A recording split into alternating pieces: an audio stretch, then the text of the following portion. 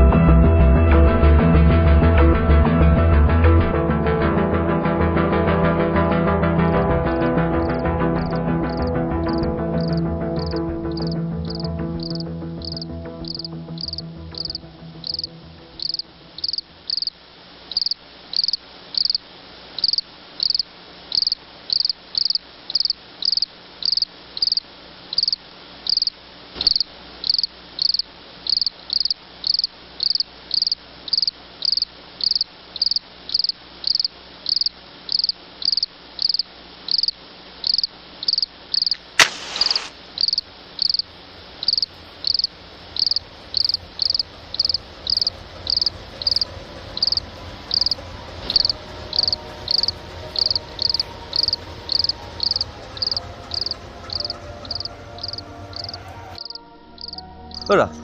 শুনাচোন মই ইন্সপেক্টৰ ৰাহুল বৰুৱা এই সোণতলী থানালৈ ট্ৰেন্সফাৰ হৈ আহিছোঁ নমস্কাৰ ছাৰ নমস্কাৰ আচ্ছা এই নমস্কাৰ এই মানুহজন যে আহিছিলে ট্ৰেইনখন চাই চাই যে গুচি গ'ল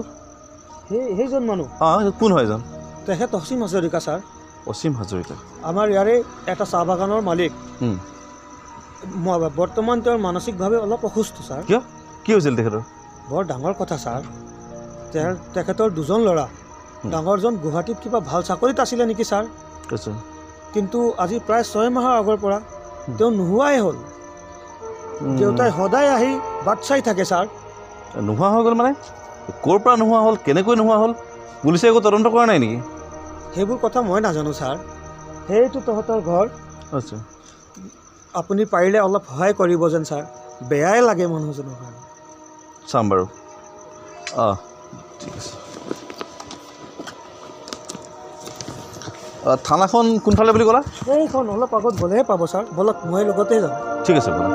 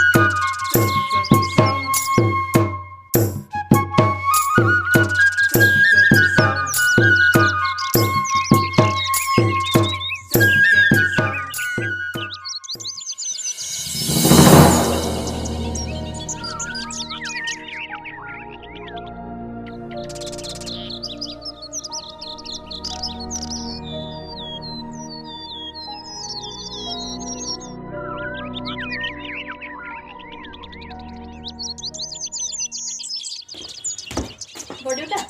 চাহ খাওঁ বৰদেউতা বিকাশ বা ৰাতিপুৱাই কেনি গ'ল বৰদেউতা বিকাশ কিন্তু আজিকালি বৰ বেয়া হৈছে কিবা এটা উপায় কৰক নহ'লে কিন্তু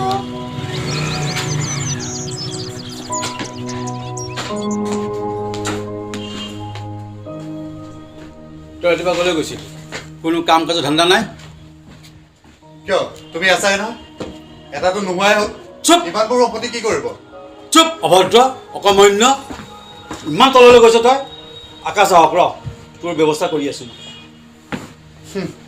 সি থাকিলে নিশ্চয় আহিলে হয় ক'ৰবাত মৰি থাকিল চাগে তাৰ চিন্তা কৰি লাভ নাই মোৰ চিন্তা কৰা ঐ আকাশ মৰা নাই আকাশ মৰিব নোৱাৰে সেইদিন আহিবই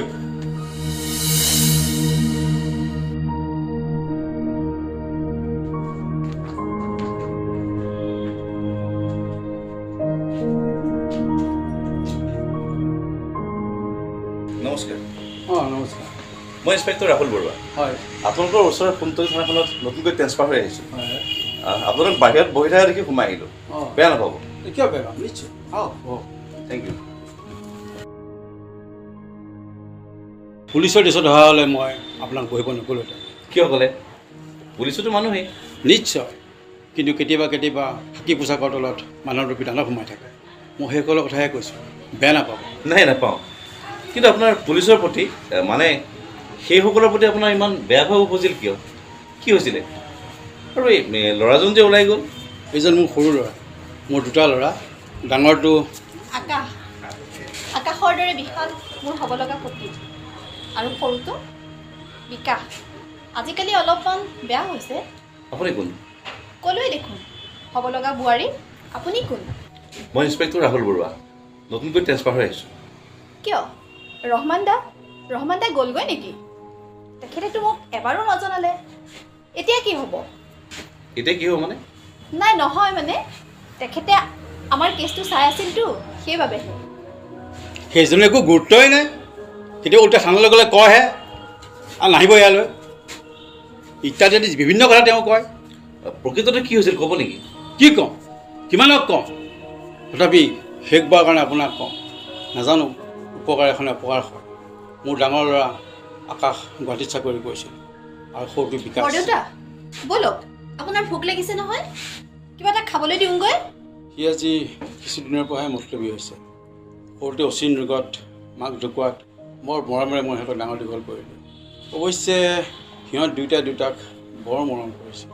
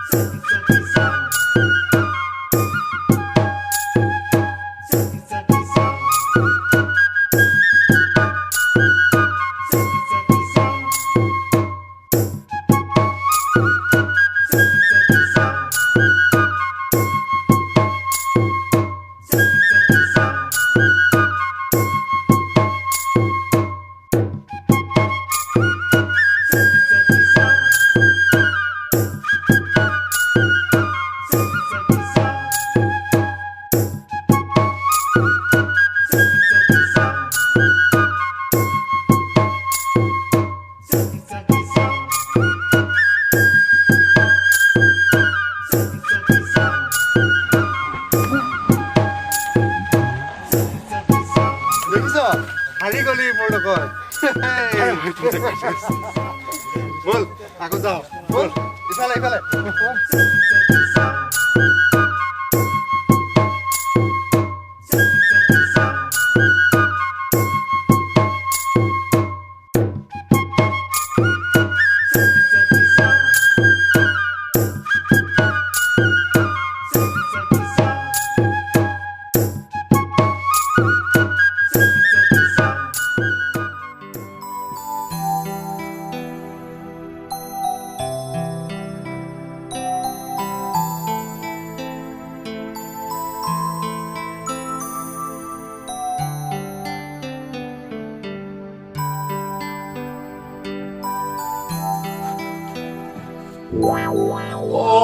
দাদা চাইছোহে মই তোৰ বেগত কিমান টকা আছে আছে দে কেইটামান মই 100 টকা এটা লৈছোঁ এই পইচা তাত নাই ৰ ইয়াত আছে 100 টকা ল খুজিলে আৰু পালিহেঁতেন পিছে এতিয়া নহয় দাদা আজি মই কলেজত প্ৰগ্ৰেম আছে আহোঁতে অলপ কষ্ট হ'ব বুজিছ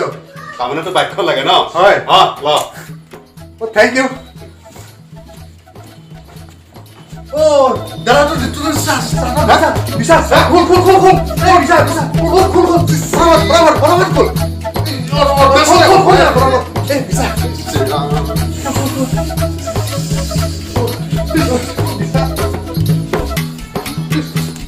বললে এটা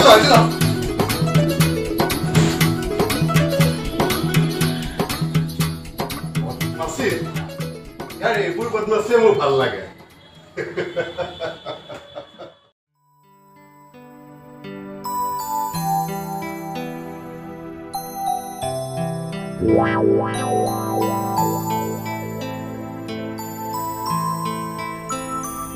কি হলো মই ভদ্ৰ হৈ বহি আছো যে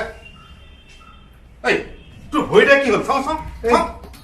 কষ্ট পালো মই অলপ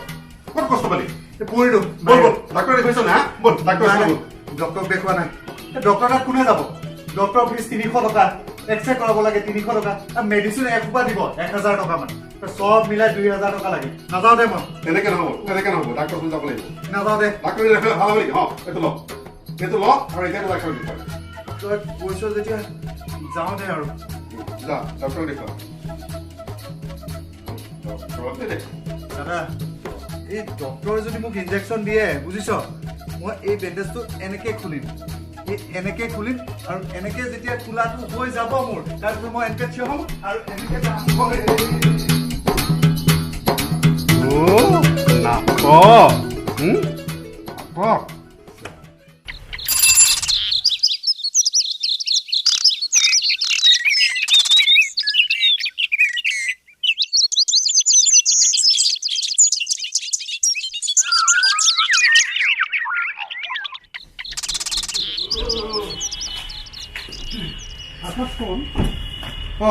আকাশ মই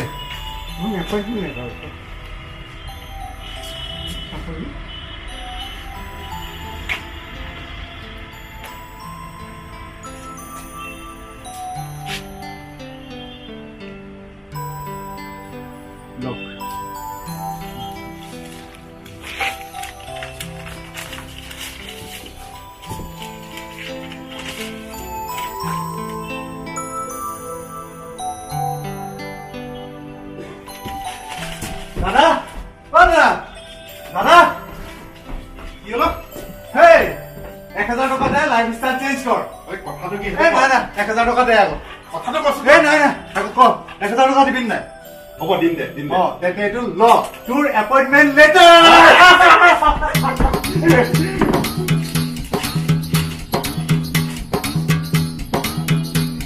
বল দে ডাক্তৰ আমি বল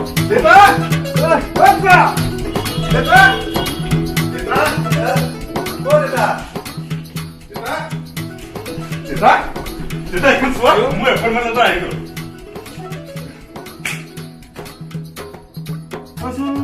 কালিয়ে যাব লাগিব দেউতা দাদা তই মানে কালি আজি যাবি গৈ কালিতো জইনিং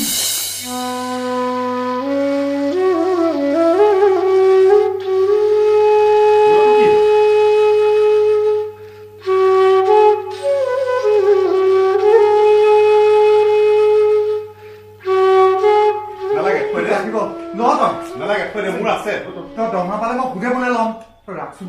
তই ৰাখ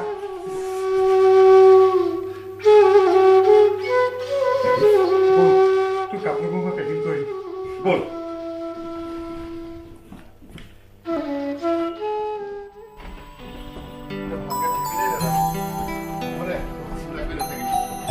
মই বাইক উলিয়াই লওঁ হা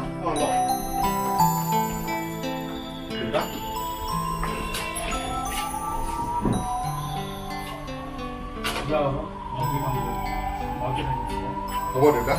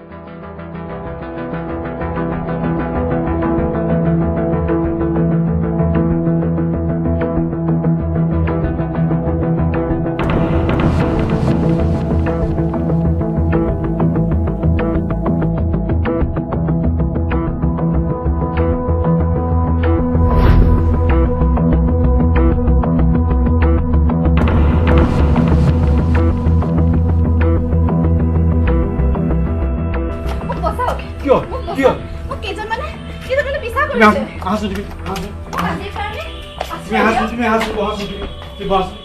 ৰিলেক্স তুমি বহাচোন মই আছো নহয় একো চিন্তা কৰিব নালাগে মই আছো নহয় এতিয়া চিন্তা কৰিব নালাগে একদম চিন্তা নকৰিবা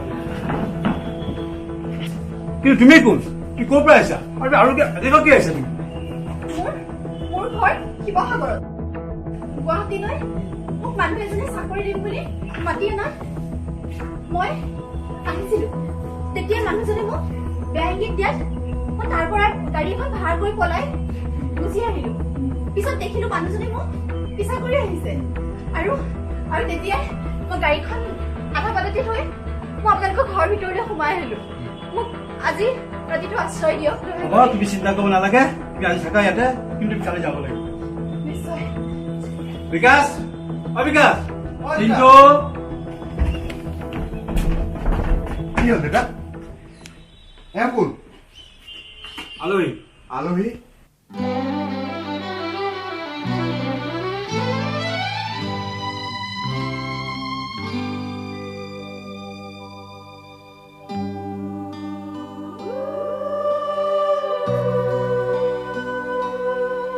বিকাশ দেউতা আলহী আহিছিলে বজাৰলৈ যাবলৈ হ'লে ঠিক আছে দিয়ক মই বজাৰ কৰি আহোঁ দিয়ক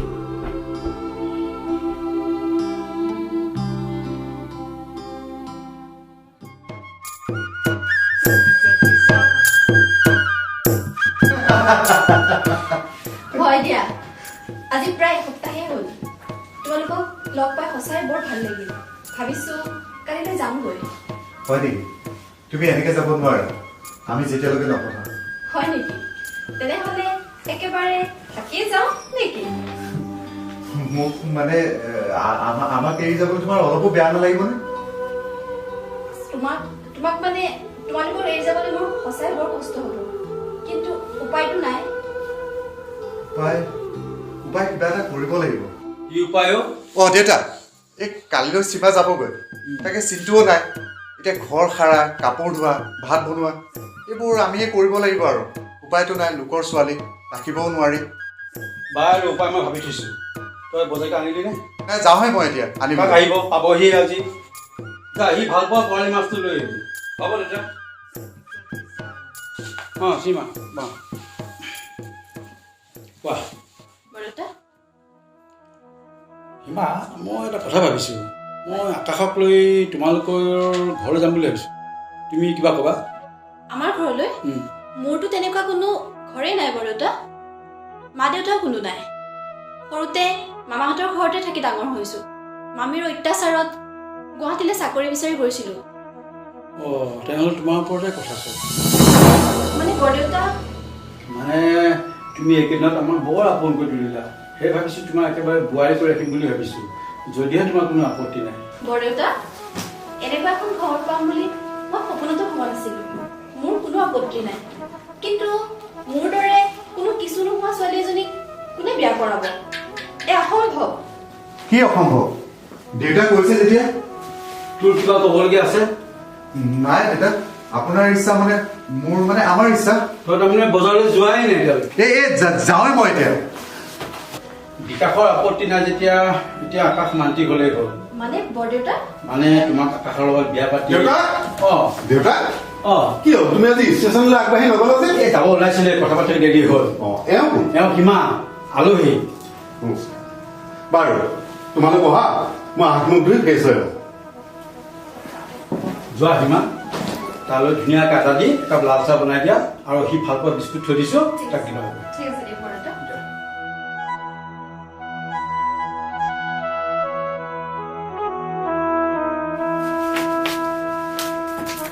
তুমি সিফালে চোৱা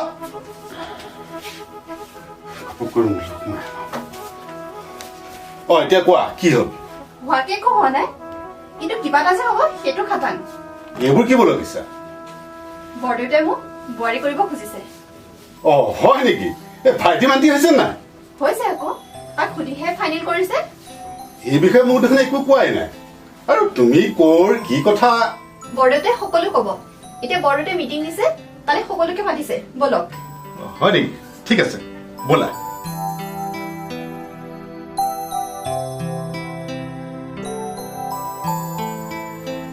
দেউতা মাতিছিলা বোলে? বুজিছিলোঁ। শুন,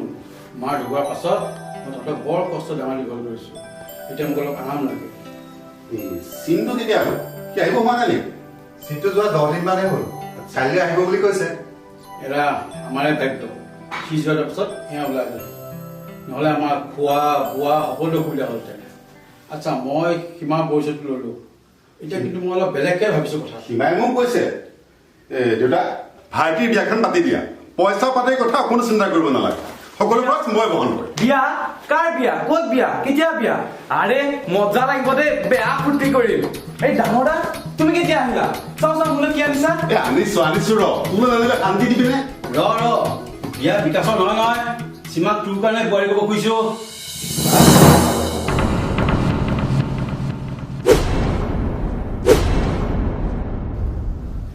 কিন্তু দেউতা তইতো সন্মতি দিছিলা আগতে, এতিয়া আকৌ দাদাৰ পচন্দ আৰু অপচন্দৰ কথা আছে। তোৰ কিবা ক'ব লগা আছে? মই জানো তহঁতে মোৰ কথা কেতিয়া আপত্তি নকৰ, আৰু আজিলৈ কৰাও নাই। কিন্তু দেউতা বহুত সময় লাগিব দেউতা। নিশ্চয়, বিয়াতে কেতিয়া হোৱা বস্তু নহয় নহয়। আচ্ছা, তইতো কালি যাবিগৈ, তই যেতিয়া আহিবি তেতিয়া ভাল আলোচনা কৰিম। এতিয়া সভা ভংগ।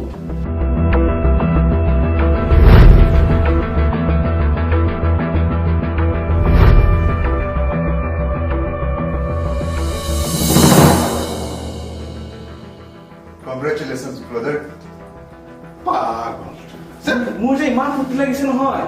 কিন্তু এই বাজনীহে কৰ কি কথা মই হ'লে একো বুজি পোৱা নাই। লাহে লাহে চব গম পাবি ৰ, আজিৰ পৰা আৰম্ভ হৈছেহে।